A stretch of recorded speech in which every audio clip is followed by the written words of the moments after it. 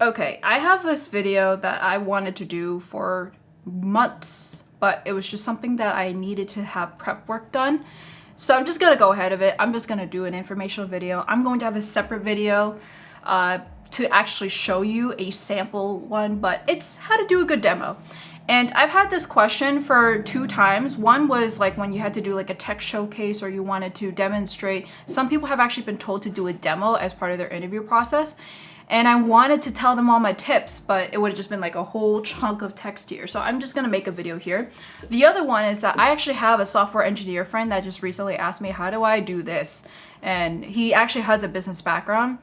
But I was like, okay, well, there's a lot of things that you need to take in consideration, especially because as a software engineer, there's a lot of little rabbit holes I can easily go down to. This is a video for you if you're in that area, whether you're technical, whether you're business or functional manager, director, not even in a role where you need to show a demo. This is actually really good to know because it's kind of like how do you work with a how do you work with a client? How do you communicate with a client? How to be a good communicator, especially with visual demonstration. So this is where these are all my own outline tips and things I've learned throughout the way from my 3 to 4, now 5 years of being in a client-facing role, especially when a role where I actually have to do demos. So I wanted to do this video because I think this would be very helpful for a lot of people, especially if you're a new consultant or a noogler in general, or just anyone who's trying to do a demo for the very first time and you don't want to mess up. But demos are really nerve-wracking because if you mess up or you kind of like, you're supposed to teach something during this demo, but like, what's the point if you kind of look like you're not confident or you look like you've messed up? What are the things that you need to do to make sure you get a good demo? Definitely watch this video. The first one is find the true motive and the actual main concerns ahead of time. That's the best way to prepare for it because let's say, for example, you're trying to do a demo to show this path, but really the audience is interested in this path. Then what's the point of preparing for it? You're going to be completely derailed. You're going to be unprepared. You're not even going to know the actual answers because you did not prepare, or the demo's not even set up properly to show the right way. So you want to ask those questions straight up. A lot of times it's when my clients are like, hey Christine, can you show me how a supplier invoice works when there's this particular situation in Workday Financials? And I'm like, okay, let me show you, but there's some setup that I still need to know. And I also know they're gonna have some questions based off of our context from working with each other, as well as the process that I was gonna show that I will not be prepared for. So by showing that and being prepared for that, you will be prepared and you will be confident. It's like really fake it till you make it kind of thing, how to prepare for something when you don't know that much, to be honest. Like that's a really good one to watch because it's very similar to this. Prepare ahead of time. And a lot of it is honestly because if you don't know, it's going to be like, do we even trust you? You're the one doing the demo. You should know this, right? And that's generally what the client or the person that's your audience is going to expect. So if you show one demo, it kind of looks like you kind of have this memorized. In some ways you do. You don't have to memorize it, you could just practice it. But what if they ask a question that you did not really expect? And that's where you have to prepare the questions ahead of time or prepare your answers to the questions or the mindsets that they have. And that's when you prepare the main concerns. Maybe the concerns on tax. How do you show foreign tax? Like, and the way that I would be able to foresee that is like, okay, does this client do foreign tax? When I'm showing the tax part, are they gonna ask that question? If they are, I'll always prepare it regardless if they're going to ask a question or not. If they are, how do I show foreign tax? How do I show domestic tax? How do I show state, city tax? I think about all the scenarios and then prepare that one section. It's not just going through this demo unless they ask you on a very off chance of like, hey, can you show this, like do a quick demo of how to do this one thing? Then I'll just do it. But like for the most part, there's a lot more to just a demo. You want to be able to actually see ahead of time what the concerns, why do they want this demo in the first place? Are they trying to replace a process they currently have? Are they trying to improve a process that they have? Are they trying to make this more international friendly or domestic friendly or add this particular area or improve an area? So there's a lot of different ways that you can figure out what they're trying to go for. So each time you're doing the demo, you can show this is the area you're trying to improve. This is like if you were to do scenario A, this is what would happen. Scenario B, this is what would happen. Because sometimes they do in a discovery way. They want to see how it's going to look like before agreeing, as opposed to they want to see that as the actual solution. So there's 2 different mindsets there. You want to be able to parse out which one this particular demo serves purpose for. You could do that by asking questions to the audience ahead of time. I always ask ahead of time, What are you looking for out of this demo? What are you looking for out of this call? And I always do this for whenever I have no context. They just want to say, what are the best practices for this? They always say that, but they always have something in mind to say, I'm interested in this particular area. And then more than likely, they're going to give you a list of things that they're interested in. And then what you can do is just make sure when you do the demo, make sure you hit up all those areas or research the areas behind those areas in case they ask a question about that and then relating to the demo you just showed. So you want to do that ahead of time, research, and also have a sense of the motivation, have a sense of their main concerns of that demo, because then you can influence them in the right way. If you don't know the answers, or if you don't know the actual answers to the crucial questions that they have in their head that they may not have said, ask ahead of time, and then you can use the demo to really play in, because a lot of times we're doing demos to say, we believe this is the best solution for your particular problem. And if you don't have that, it's not going to be that much influential power. You want to have that ahead of time so you can really push the envelope for that. The other one is figure out the personas of the people that you're actually going to be doing the demo with. And it could be many different personas, but I would always recommend to figure out who is the main stakeholder in that particular call. So maybe it's management. Management's just trying to figure out how it looks like. You have to figure out from their point of view, what do they care about? Do they care about metrics? Do they care about efficiency, effectiveness, how it talks to all the teams? That's what management would typically be interested in. Maybe technical. Maybe they're the technical team. They're probably going to be thinking about technical maintenance and implementation of the solution. Talk about that and how maybe, if you do this particular solution, maintenance will be easier because now you have it all in a centralized location, or implementation's easy because it's just a click and drag, all that kind of stuff, and talk about it.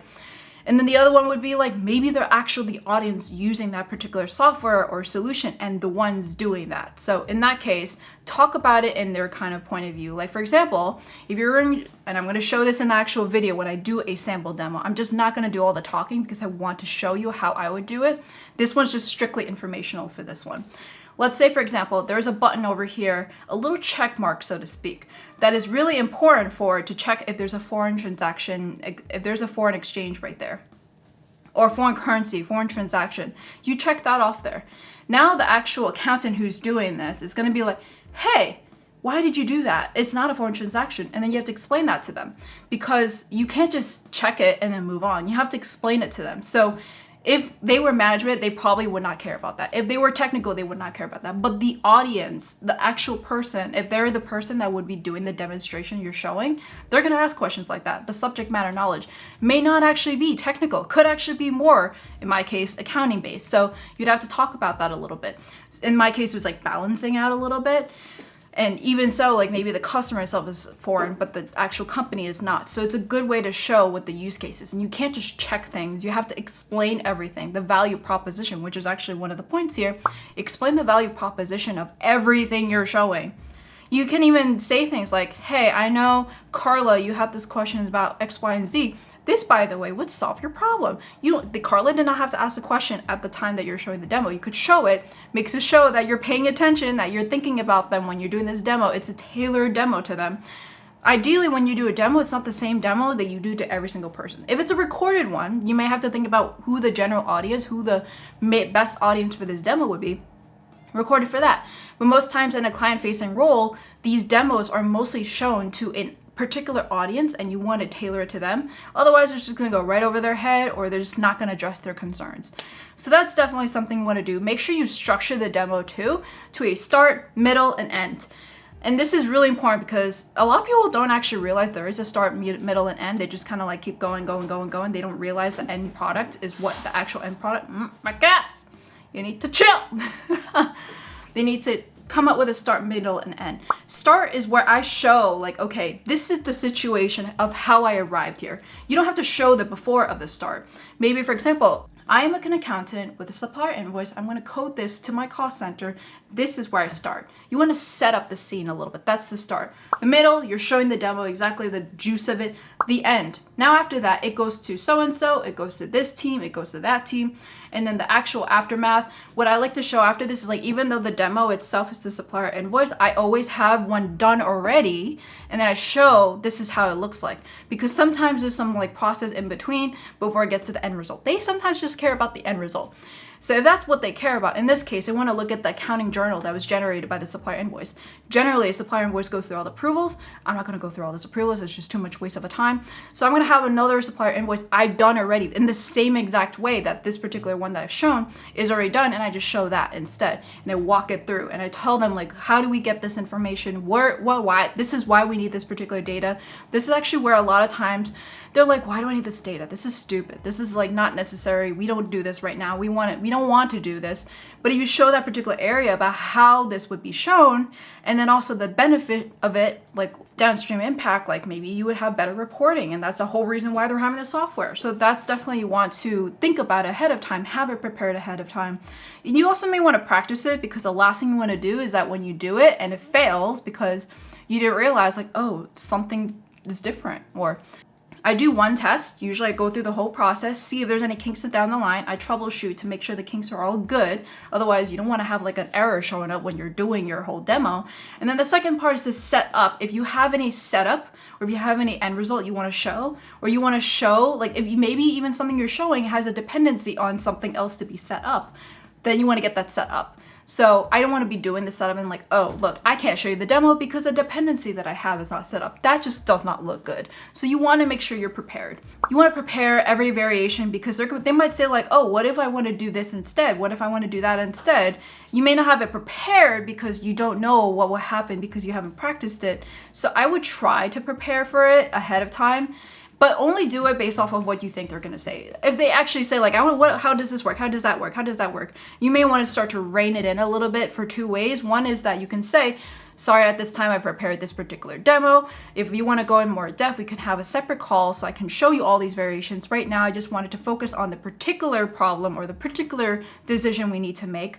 And then if they go and say like, oh, we need to know all those variations to make this decision, then we're like, okay, then we can do that. I just don't want to make it a waste of time, because there's a lot of stuff I have to do behind the scene for you to do that, so we can make sure it's efficient for everyone. The other way is that you can send a recap and like a huge chart or a demonstration. Doesn't have to be a live demonstration. There's a lot of stress when it comes to doing it live, but you could do a chart, or you could show screenshots in an email right after. Say like, this is how it looks like if this logic followed. This is how it would follow if this logic followed. I actually do that right now when I do feed rules for Google Shopping, and say, this is what happens when there's something on sale and not in the brand exclusion. This is what happens when it's sale and it is a branding exclusion. This is something when it's not on sale. And I just screenshot all of that, have the client sign off. That's it. And lastly, you want to take notes. I know, it might be difficult, like you're doing a demo and you have to take notes. What? You can have two ways. One is you just kind of literally stop and then you say, okay, I'm gonna take some notes so I can make sure I adjust this later on. Taking notes is really important for like particular pain points that they've noticed based off of the demo you showed, or maybe questions that came up based off of it so you can address it. Otherwise, the whole point of this whole demo is just gonna go right over their heads. Like, yes, you've done a demo, they are somewhat familiar. Chances are they're not gonna remember it because it's not something that they're gonna commit to mind until it's actually done and ready for them. So taking these notes are really important, because that's the whole point of this demo usually is to improve and make sure that you're in the next better place for the next time. The other way is that if you have another team member on your call, take notes, ask them to take notes for you, so you could focus 100% on the demo. That way, if you have like a little monitor, in my case, I have 3 monitors. It's not a problem for me. I usually have one monitor, particularly for the demo, and I usually have the other monitor for my notes, or also like some things that if they ask a question and I don't know it, then I would take that note down. Or if I had answers ahead of time, I'd have that separate. So I always have like my game plan, and I usually have another chat box open. If I have someone on the team on there and I'm like stumbling for something that I don't know and they know I don't know, I'll just like ask them like, do you know this answer? And then I would just say it for them and say like, okay, so blah, blah, blah, blah. I would just give that answer based on the chat box. So that's how I would have it set up. One for the demo with the video call. Unless you're not doing a video call, then that would be in person. You just have only your computer. That's where you definitely have to rely on your team member or take notes. But if you're on a video call, which most people I feel nowadays are doing demos on, is that you have a little screen that you're going to do your actual demo, and then you can actually have a separate screen. If you don't have one, have someone else do it, take notes for you. So another screen where you take notes, you type, and then you just share your screen specifically for the demo. And then you can, depending on if you want, share your screen on the window, and then pull the notes onto the page that you're screen sharing at the time so you can have them confirm as you're typing it. I just want to confirm, blah, blah, blah, does this look good to you? Okay, move on. You can slide it back in there. But if you, for the most part, when I was doing demos on site, I just had my little laptop, so one screen, that's what I ended up doing, but I also had people on next to me to take notes for me if I were to do the demo. Oh. So that's what I would do, is like I would have one screen I'm doing a demo, and then I would move this notes thing to either confirm or deny, or at the very end I'll have them confirm and deny. But for the most part, I also have a little chat box open for any questions that I did not get, or maybe I missed something that I forgot to talk about. And I always practice a demo. If it's a really important demo, I would practice with someone to hopefully see if I missed something. But for the most part, it's really good. It's really easy. Most people overthink things from demos, but I would always think about, how is the client like? Is the client really problematic? Then in that case, prepare for all this. But I always, even for the simplest demo, I would prepare for it, because you are, in the end, like the whole goal of a demo is to introduce something new to the client or your audience in this case. You might get questions that you may not expect, but it's okay to say that you don't know. But you can prepare as much as you can, so it's a very seamless and efficient demo to show, oh yes, I do know this answer because of this. And this is what the demo would show. So now, after with all the follow-ups, you package it all up with your answers, maybe some screenshots, maybe another follow-up call, I don't know, the situation, depending on the situation of how the demo went. Package it all up, send it to everyone that actually attended that call, or more if you had people, or less, depending on who the audience was. If it's just one person that had that question, send that email to that one person. And always try to make sure that everything is good to go. Like, if they have any questions, don't just leave it hanging. You have to also be smart with your time. Do I need another demo? Can I just answer this in an email? Can I do a screenshot? Maybe a sheet is better with like all these charts and lines. Maybe an actual workflow is better. Maybe showing swim lines is better. Think about it, because a demo is a really good chunk of time. It's really efficient and effective, but it can also be a lot of energy draining. So think about it, of being like how to be the best communicator. In my opinion, I love demos. I don't like PowerPoint slides, because it's just reading off something that I can prepare ahead of time and send them as a pre-read. The demo is where the actual good stuff is, because then it's showing them how it's actually done. It's like show don't tell, essentially. A PowerPoint, here's all these cool things that this will do. The actual demo shows all the cool things. So that's all I have. Let me know if you have any questions down below. I know demos is definitely interesting. Definitely keep a lookout. You have to subscribe if you want to see the actual sample demo. I'm not going to do much talking like this throughout the demo. I'm just going to, from the very beginning, I'll do a little intro, but then the actual demo itself will be as if I'm doing a demo. I'm not going to give all these informational or tips or anything. I might have a little pop-ups. I just want it to be like, here's exactly how I would do a demo. This is not the right way to do a demo. This is not the wrong way to do the demo. It's just the way I do it that has helped me a lot throughout the 5 years I've been doing demos, because I've done a lot of demos in the past, had really good ones, had really bad ones, and these are the tips I've had from making the good ones, or making the bad ones to the good ones. So let me know down below in the comments, and subscribe for more. Thank you.